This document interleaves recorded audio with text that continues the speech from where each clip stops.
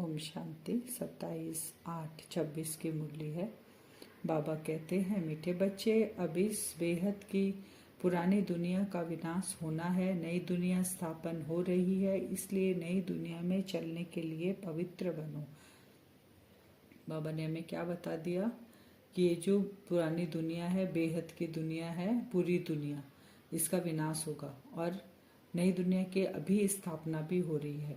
तो हमें कहाँ जाना है? नई दुनिया में चलने के लिए। लेकिन नई दुनिया में हम कैसे जाएंगे जब तक हम पवित्र नहीं बनेंगे? वो पवित्रता हमें अभी बनना है इसी संगम युग पर।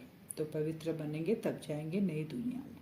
नई दुनिया स्थापन करने वाला भी कौन है? बाबा है। प्रश्न, परमात्मा के बारे में तुम बच्चे कौन सी वंडरफुल बात जानते हो जो मनुष्यों की समझ से बाहर है? हम जानते हैं, लेकिन मनुष्य यानी जो अज्ञानी आत्माएं, जिनको पता नहीं है। तुम कहते हो जैसे आत्मा ज्योति बिंदु है, वैसे परमात्मा भी अति सूक्ष्म ज्योति बिंदु है। यह वंडरफुल बातें मनुष्यों की समझ से बाहर है। कई बच्चे भी इसमें मूझ जाते हैं। बाबा कहते हैं, बच्चे मूझो मत। अगर छोटे रूप में याद नहीं रहती तो बड़े रूप में याद करो। याद जरूर करना है। जिन आत्माओं को ये ज्ञान मिल गया, अपनी पहचान मिली, बाबा की पहचान मिली, बाबा कहते हैं तो तुम मूझो मत। बाबा कहते हैं, बिंदु तो हूँ मैं, ओरिजिनल स्वरूप हम आत्मा और परमात्मा का सेम है, लेकिन मूझो मत, मुझे याद जरूर करो। कैसे भी करके, क्योंकि याद नहीं करोगे तो तुम्हारा पुराना जो विकर्म वो भस्म नहीं होगा, हम पवित्र नहीं बनेंगे और फिर बाबा के साथ जा नहीं सकेंगे। गीत है, रात के राही थक मत जाना, सुबह की मंजिल दूर नहीं है। अब थकना नहीं है, बस सुबह आने ही वाला है। जिस मंजिल पे हम चल रहे हैं अभी, वो मंजिल आने ही वाली है, नजदीक पहुंच गए हैं, क्योंकि 90 साल हो चुके हैं और संगम युग का 100 साल होता है। तो रूहानी बच्चों को रूहानी बाप बैठ समझाते हैं, इसलिए बच्चों को आत्म अभिमानी हो बैठना है। अब जो समझा रहा है वो भी कौन है? परमात्मा है। वो आकर हमें समझा रहा है, तो हमें भी क्या अपनी स्थिति में बैठना है कि हम उस परमात्मा के बच्चे आत्मा है। ऐसा कोई जगह समझाया नहीं जाता। कोई भी साधु संत ऐसे नहीं समझाते कि आत्म अभिमानी हो बैठो। यह एक बाप ही समझाते हैं और किसको कहने आएगा ही नहीं, क्योंकि कोई जानता ही नहीं कि हम आत्मा, हम तो भूल गए हैं सब। जो यहाँ पार्ट बजा रहे हैं, हम इस शरीर को ही अपना समझ रहे हैं कि हम शरीर ही है, परमानेंट आत्मा है, ये भी भूल गए हम। तो बाबा आके हमें उस स्थिति में स्थित करें कि बच्चे तुम आत्मा हो, उस अभिमान में रहो। यह एक बाप ही समझाते हैं और किसी को कहने आएगा नहीं, ये युक्ति कोई बता नहीं सकेंगे। तुम बच्चे भी समझते हो हम आत्मा हैं। आत्मा ही एक शरीर छोड़ दूसरा लेती है, कब बैरिस्टर कब डॉक्टर बनती है। अब आत्मा क्या करती है? जैसे हम ये एक शरीर, अलग अलग कपड़ा पहनते हैं, दिन का अलग, रात का अलग, वॉक करने का अलग, खाना बनाने का अलग, ऑफिस जाने का अलग। एक ही आत्मा पहन रही है, एक ही शरीर पहन रहा है इतना कपड़ा। तो वैसे ही एक आत्मा जो है, एक जन्म में एक कपड़ा पहनती है, वहां पे शरीर रूपी कपड़ा। वो आत्मा जब छोड़ देती है, फिर दूसरा जन्म मिलता है, तो दूसरा पार्ट उसका बचता है, दूसरा कॉस्ट्यूम उसको मिलता है। तो बाबा वही कहती है, जो बैरिस्टर डॉक्टर है, ये कौन बनता है? आत्मा एक शरीर छोड़ दूसरा लेती है, कभी बैरिस्टर कभी डॉक्टर बनती है। आत्मा ही अभी पतित बनी है, फिर पावन बनेगी। अभी पतित पावन कौन बना है? आत्मा बनी है। अब आत्मा का ही नॉलेज नहीं है, मैं आत्मा हूँ, मैं आत्मा पतित बनी हूँ। हम शरीर भान में रहते हैं, हम शरीर है ये सोचते हैं, इसीलिए हम फिर गंगा स्नान करने जाते हैं। लेकिन आत्मा को पवित्र कैसे बनेगा? उस परमात्मा की याद से ही, और दूसरा कोई रास्ता नहीं। इसलिए बाबा कहते मुझे याद करो। आत्मा में ज्ञान धारण होता है। बाप निराकार ज्ञान का सागर है, तो जरूर आकर ज्ञान सुनाएंगे ना। बाबा कौन है? ज्ञान का सागर है। जो जिस चीज का सागर होगा, जिस चीज का उसको नॉलेज होगा, वही तो आके बताएगा। तो बाबा सागर है, तो हमें भी आकर ज्ञान बता रहे हैं। पतित पावन है, तो जरूर आकर हमको पावन बनाएंगे। वह है सुप्रीम परमपिता परमात्मा। मैं तुम्हारा बाप सुप्रीम हूँ, नॉलेजफुल हूँ। मुझे अपना शरीर नहीं है, यह सब नॉलेज तुम्हारी आत्मा धारण करती है, तो तुमको आत्म अभिमानी बनना है। बाबा का शरीर नहीं है। जैसे हम आत्मा का, जब आत्मा शरीर से बाहर निकलती है तो वो भी अपने ओरिजिनल रूप में रहती है, बिंदु स्वरूप। तो हमारा पिता भी बिंदु स्वरूप। तो हमारी शरीर को, आत्मा को तो शरीर मिलता है, यहाँ कॉस्ट्यूम मिल जाता है, लेकिन बाबा तो कभी शरीर में आते नहीं, इसलिए शरीर का आधार लेते हैं, शरीर में अवतरित होते हैं और हमें ये ज्ञान सम्मुख आकर सुनाते हैं। यहाँ प्रेरणा कृपा की कोई बात नहीं है, छू मंत्र जादू मंत्र की कोई बात नहीं है। यहाँ प्रैक्टिकल नॉलेज है और उस नॉलेज के आधार पर हम अपने आप को पवित्र बनाते हैं। वह आकर तुमको राजयोग सिखलाते हैं। बाकी सब मनुष्य है ही देह अभिमानी। भल इन लक्ष्मी नारायण के लिए कहेंगे यह आत्म अभिमानी थे, फिर भी देह भान तो रहता है ना। ये ज्ञान परम पिता परमात्मा ही आकर देते हैं। सतयुग में आत्म अभिमानी स्थिति में रहते हैं, लेकिन ये देह तो दिखता है ना, शरीर तो दिखता है ना, तो उसका भी भान रहता है ना। आत्मा हूँ लेकिन इस शरीर में विराजमान हूँ, तो आत्मा को धारण करना होता है। आत्मा को ही पतित से पावन होने की युक्ति बताते हैं। अभी सारी दुनिया का डाउनफॉल है, फिर राइज करने आते हैं, यह तुम बच्चे जानते हो। अभी हमारी क्या है, बाबा कहते हैं डाउनफॉल, डिस्ट्रक्शन है तुम हमारी अवस्था। अब इस डिस्ट्रक्शन को बाबा बोलते हैं मैं कंस्ट्रक्शन करने आ रहा हूँ, तुमको स्थापना करता हूँ नई दुनिया की और तुमको फिर ऊपर चढ़ती कला में ले जाता हूँ। विनाश की निशानी है यह महाभारत लड़ाई। महाभारत का वृत्तांत महाभारत शास्त्र में दिखाते हैं। बाप ब्रह्मा द्वारा स्थापना करते हैं, सो तो जरूर नई दुनिया की करेंगे ना। भगवान आया है स्थापना करने के लिए, तो बाबा किस लिए आया है? जो हम इतने दुखी हो गए, परेशान हो गए, जिसको 63 जन्म से जाने अनजाने पुकार रहे थे, तब वो आया है। अभी पुरानी दुनिया खत्म, विनाश और नई दुनिया की स्थापना। बाप ही नया मकान बनाएंगे बच्चों के लिए, फिर पुराना जरूर खलास कराएंगे। तुम समझते हो बाबा अब नई दुनिया स्थापन कर रहे हैं, तमो प्रधान से फिर सतो प्रधान बनाने के लिए हमको तैयार कर रहे हैं। विनाश के लिए महाभारत की लड़ाई मशहूर है। विनाश के समय महाभारत लड़ाई लगी थी, दिखाते हैं शास्त्रों में कथा कि कौरव पांडव की लड़ाई हुई। बहुत कौरव सारे खत्म हो गए, पांडव 5 बचे, वो भी जाके गल मरे। ये महाभारत लड़ाई दिखाते हैं शास्त्रों में। कहते हैं ये वही समय है, वही स्टार्स आकर आपस में मिले हैं जो महाभारत के समय मिले थे। स्टार माने ज्योतिषी के हिसाब से वो बोलते हैं, ग्रह नक्षत्र इस हिसाब से मिले थे, तो महाभारत लड़ाई हुई थी। तो अभी भी तो उस स्टार्स में भी अगर वैसा देखा जाए तो सही है। और यहाँ अगर समझ में आए कि हमें स्टार्स का नॉलेज मिला कि हम सब कौन है, बिंदु स्वरूप आत्मा, अपना ओरिजिनल परिचय मिला, तो ये भी महाभारत लड़ाई लग रही है अपने अंदर। इस सीढ़ी में भी लिखा गया है भारत के उत्थान और पतन की कहानी। इस लाइन में कल्प कल्प अक्षर भी आना चाहिए। सीढ़ी के चित्र में लिखा हुआ उत्थान और पतन की कहानी, बाबा कहते हैं इसमें कल्प कल्प अक्षर भी आना चाहिए कि 84 जन्म आत्मा लेती है, फिर 5000 साल बाद फिर हूबहू ये ड्रामा रिपीट होता है। मनुष्य की बुद्धि को तो एकदम बाबा कहते हैं गोडरेज का ताला लगा हुआ है। इन बातों को मनुष्य को जानना है। आत्मा यहाँ शरीर धारण करती है पार्ट बजाने, तो ड्रामा के आदि मध्य अंत, क्रिएटर, डायरेक्टर, मुख्य एक्टर्स आदि को जानना चाहिए ना। ताला इतना मजबूत लगा हुआ है, गोडरेज का ताला किससे खुलेगा? भगवान की रेस से खुलेगा। गॉड को नहीं पहचानने का ताला लगा है तो उसकी चाबी से ही खुलेगा। वो चाबी क्या है? तुम आत्मा हो, बिंदु स्वरूप में परमात्मा हूँ, बिंदु स्वरूप ये याद करते गोडरेज का ताला खुल जाता है। तो अभी तुमको ड्रामा के आदि मध्य अंत, हुई सारे ड्रामा का पता पड़ गया, सब कुछ पता पड़ गया, खुद का, सृष्टि का, बाबा का और ड्रामा का सब कुछ पता चल गया, शुरू से लेकर अंत तक। बाप द्वारा यह नॉलेज सारी मिल रही है। सृष्टि चक्र कैसे फिरता है, इनको कहा जाता है रूहानी नॉलेज। जिस्मानी ज्ञान को फिलोसॉफी कहा जाता है। जिस्मानी ज्ञान को क्या कहते हैं? फिलोसॉफी कहते हैं, दर्शन शास्त्र। और हम जो अभी कर रहे हैं सृष्टि चक्र का जो ज्ञान मिल रहा है हमें, यह है रूहानी नॉलेज। स्पिरिचुअल नॉलेज, रूहानी नॉलेज को ज्ञान कहा जाता है। अब यह सब बातें बच्चों की बुद्धि में बिठाई है। बच्चे जानते हैं अब 84 जन्मों का नाटक पूरा होता है, अभी हम वापस जाते हैं। लेकिन बाबा कहते हैं कि पवित्र जब तब तीर्थ आदि से तुम मुझे प्राप्त नहीं कर सकते हो और ना तुम पवित्र बन सकते हो गंगा स्नान आदि से। अभी नाटक पूरा होता है तो सभी स्टेज पर खड़े हुए हैं, अभी सब यहाँ मौजूद है। मनुष्य को पता ही नहीं बोधि क्रिश्चियन आदि कहाँ है।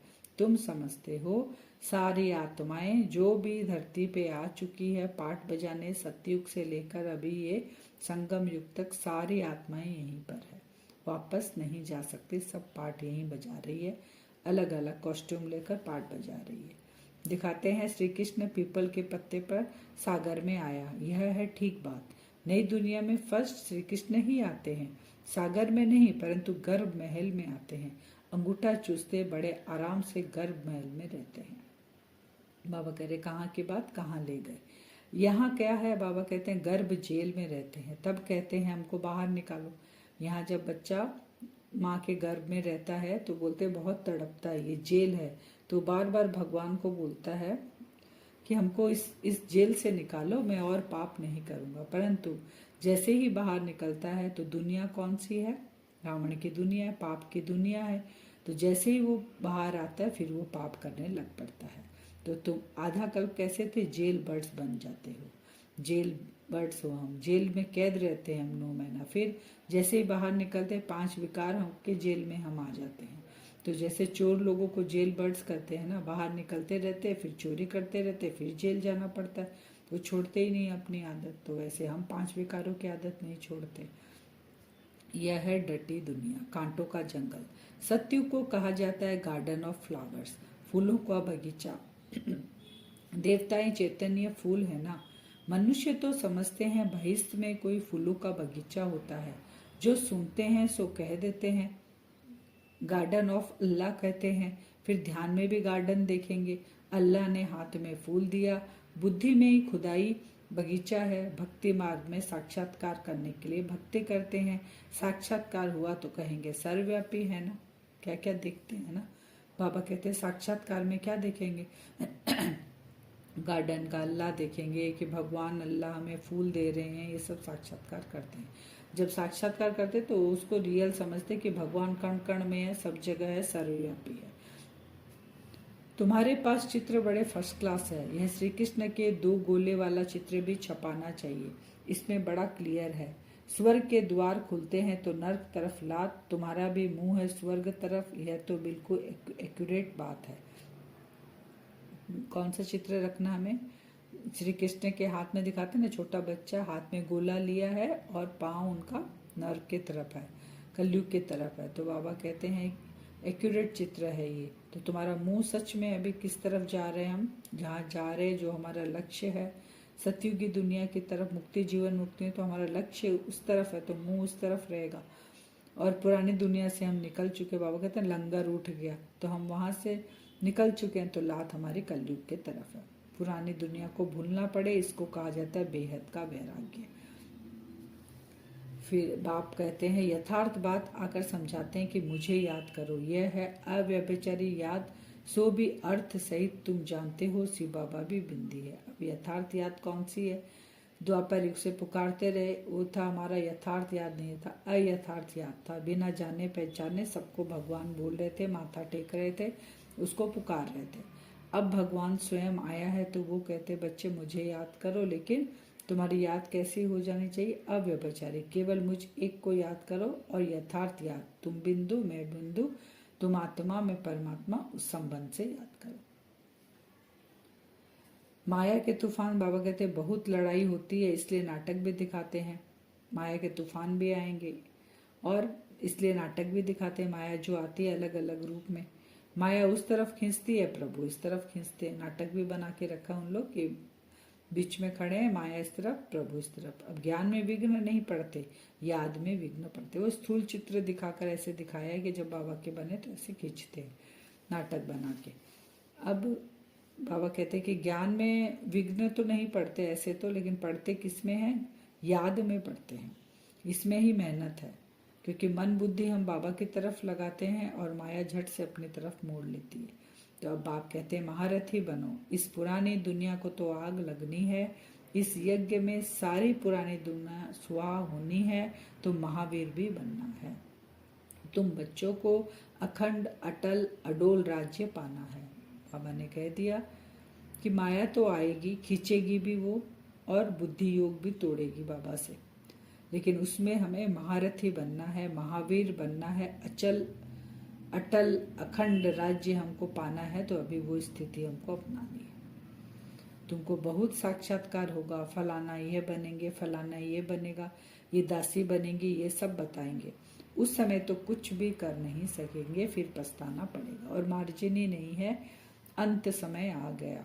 बाबा कहते हैं अभी भी 1 सेकंड भी बिना व्यर्थ किए हुए इस जो बाबा की श्रीमत है उस अनुसार उसकी याद सेवा जो हमारी धारणाएं हैं उसको हमको खत्म करना है।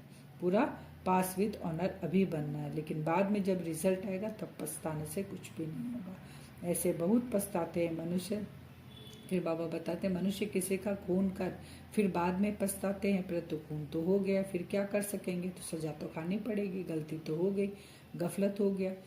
अब ऐसे ही अगर पुरुषार्थ में गफलत हो गया तो उसका भुगतना हमको पड़ेगा लास्ट में जब साक्षात्कार होगा। आज का वरदान है, व्यर्थ की लीकेज को समाप्त कर समर्थ बनने वाले कम खर्च बाला नसीन भवन। व्यर्थ जो लीकेज हमारी होती रहती है ना, जितना भी समर्थ जमा करते हैं ना, वो लीकेज के कारण बाबा कहते हैं वो तुम्हारा खत्म हो जाता है जितना तुम जमा करते हो। तो बनने वाले हमको क्या करना है, कम खर्च वाला नसीन बनना है, व्यर्थ की खर्चा नहीं करना है। संगम युग पर बाप दादा द्वारा जो भी खजाने मिले उन सर्व खजानों को व्यर्थ जाने से बचाओ तो कम खर्च वाला नसीन बन जाएंगे। व्यर्थ से बचाव करना अर्थात समर्थ बनना। जहाँ समर्थी है वहाँ व्यर्थ जाए, यह हो नहीं सकता।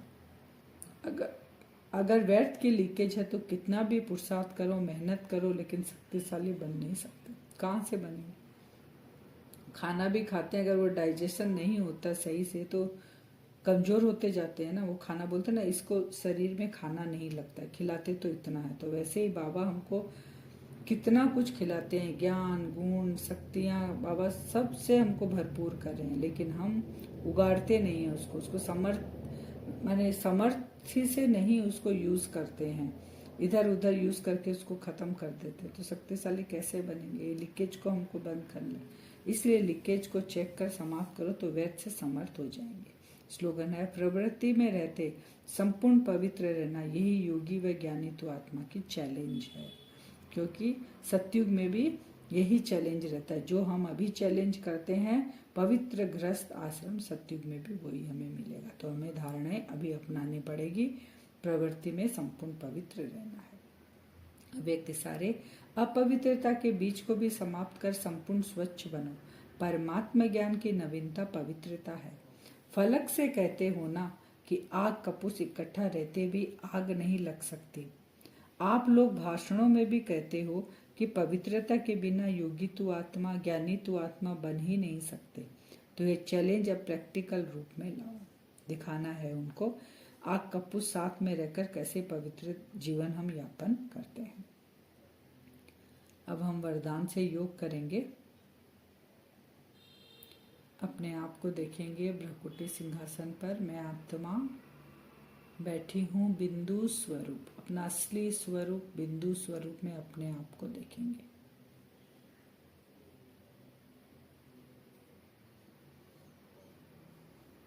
बाबा की पावरफुल किरणें परम धाम से मुझ आत्मा के ऊपर पड़ रही है, विजुअलाइज करें। बाबा से सर्व खजाने मुझ आत्मा को प्राप्त हो रहे हैं।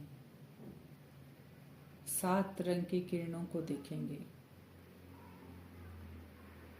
उसमें समय संकल्प गुण शक्तियाँ, बाबा के पास जितने भी खजाने हैं सारे खजाने वो 7 रंग की किरणों के रूप में मुझ आत्मा के अंदर प्रवेश कर रहे हैं। बिंदु स्वरूप में आत्मा परम धाम से बाबा से वो पावरफुल किरणें मेरे अंदर जा रही है।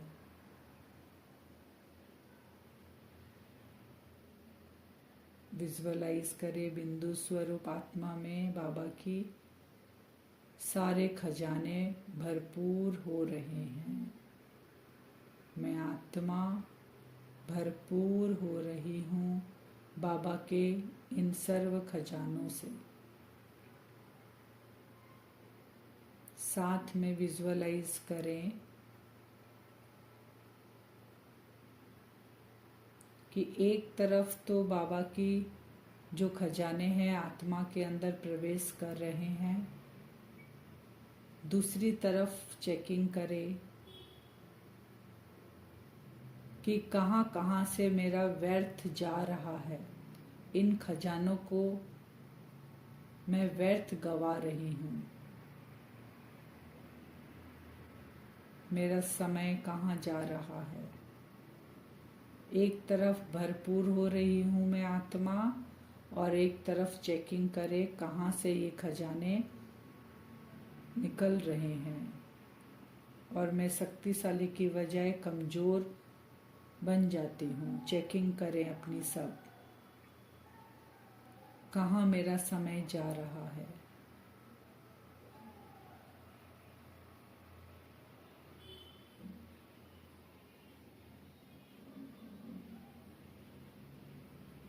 समय का चेकिंग।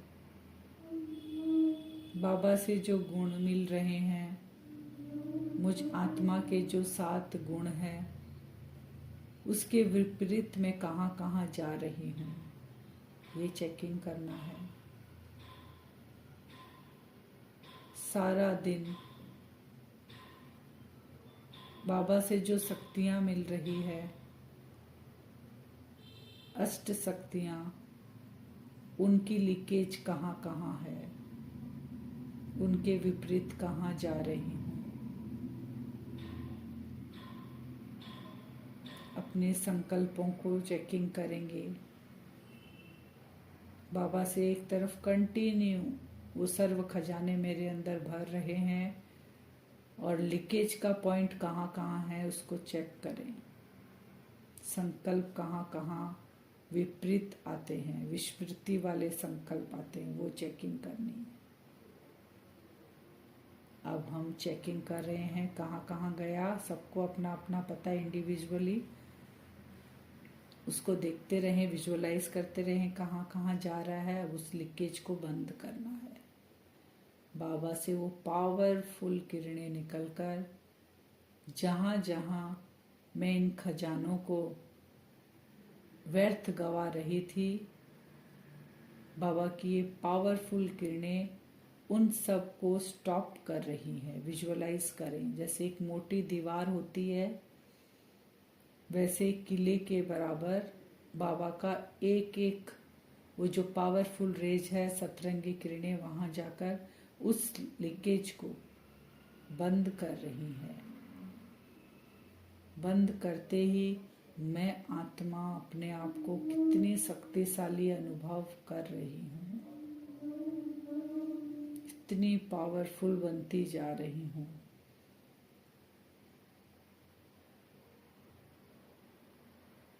विजुअलाइज करते रहें। एक एक लीकेज बाबा की पावरफुल किरणों से बंद हो रहा है। सर्व खजानों से भरपूर में आत्मा, ये इतना पावरफुल वाइब्रेशन चारों ओर फैल रहा है।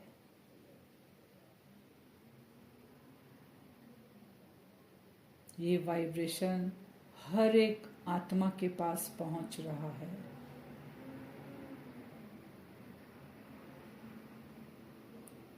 हर एक आत्मा महसूस कर रही है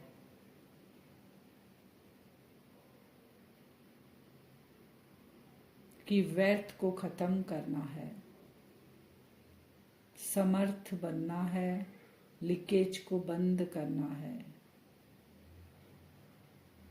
इस पॉजिटिव वाइब्रेशन से आकर्षित हो रही है आत्माएं। ऐसा हम आज बार बार बैठेंगे, बाबा से सर्व खजानों की किरणें भरपूर करेंगे, लीकेज को बंद करेंगे, और ये वाइब्रेशन चारों ओर फैलाएंगे।